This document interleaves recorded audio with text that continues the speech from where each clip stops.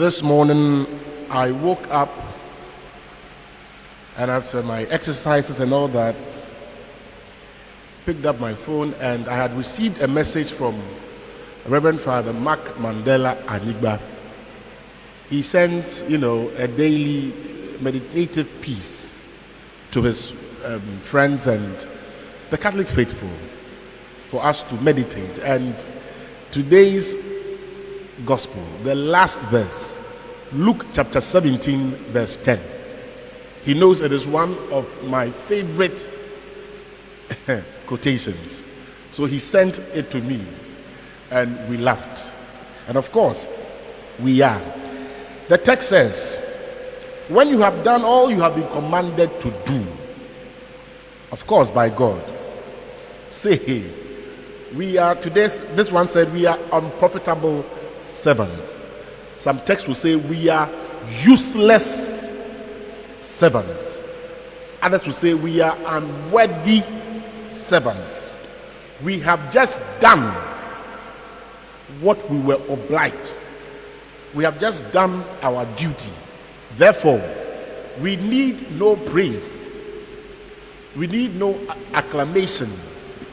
We need no reward, because we have just done what we have been commanded to do by God. And I always try my best as a priest. I tell myself, Father Kujo, this must always be in your mind and your heart, that whatever you are doing, not because you want glory or you want people to see or you want, irrelevant. You are just doing what God has asked you to do. And I believe that yesterday we heard what Paul told Titus in appointing presbyters. Today, if you listen carefully, he tells men, women, and even children what to do. And he encourages adults to be good examples to the younger ones. And I'm stressing this because it is important that in our world, we who are adults, we who are fathers, we who are mothers, as St. Paul says, older men, older women. Let's read again Titus chapter 2 and see the things that St. Paul talks about. So even in the church, many of the children are watching us, the adults. We have societies in the church. We have Knights of Marshall, we have Knights of St. John, we have Christian Mothers, we have St. Teresa of the Child Jesus, we have Christian Catholic Women Association. Mention them. And many of these societies have junior societies. And what the adults are doing, the gossiping, the addiction to alcohol, the kind of things, of course, the good things we are doing to their coping. But the danger is when we are not obsessed with the good, but we are rather obsessed with evil. And we are propagating, perpetuating these even to the younger generation. So as a priest, the master, they watch you. What is this priest doing? Seminarians are watching priests. Priests are watching bishops. It is part of our lives that we as adults, those of us in faith and who have grown in the faith, must be worthy examples. And that is why St. Paul will say in 1 Corinthians 11 verse 1, another verse I love most, imitate me as I imitate Christ. How can we as adults, as fathers, as mothers, tell our younger ones to imitate us? Because we ourselves are imitating Christ. How can I tell my parishioners as a priest, imitate me as Father Kujo? Because I am striving to imitate Christ. So let us check it. He talks about it. Whether we have self-control, temperate, whether we have faith, love, endurance, slandering, are we slandering? Addicted to drink? Are we teaching the good? What are we doing as husbands? All these are there. Self-control, to be chaste, to be good homemakers, women, all these are there. How men must treat their wives. You are always insulting your wife. Your little boy is watching you. Your little girl is watching you. And they wonder, hey, is this how marriage is? Then I will not marry. And by the time you realize they are chasing their own sex. Yes. because of the kind of attitude you are showing them towards their mother, towards their father. They are learning from us. Let us check all these things. And when we have done this, don't think that you are doing them a favor. And sometimes we say, now you children, you are lucky. If you know what we went through, yes, you say that sometimes. Jesus Christ says, Luke 17:10, when you have done what you have done, tell yourself in your mind, Mr. Kujo, Mr. Awaji, Mr. Dogbe, me, I have done what I am obliged to do. You are not doing your children a favor. I'm not doing you a favor to live a holy life as a priest. It is my responsibility. It is your duty. So let us take these things and put them into practice. And these are the very things Saint Josaphat did. The man we celebrate today. This man, what did he do wrong? We are in red because he was martyred. He was killed. Why was he killed? Of course, in the 11th century, in 1054, as we know, there was the great schism in the church. And that brought about the Orthodox, the Eastern Orthodox churches. And what we have, of course, the church we have now, the Catholic Church. And Josaphat, baptized John, was born into the Orthodox Church, where today we call Ukraine. That is where he was born.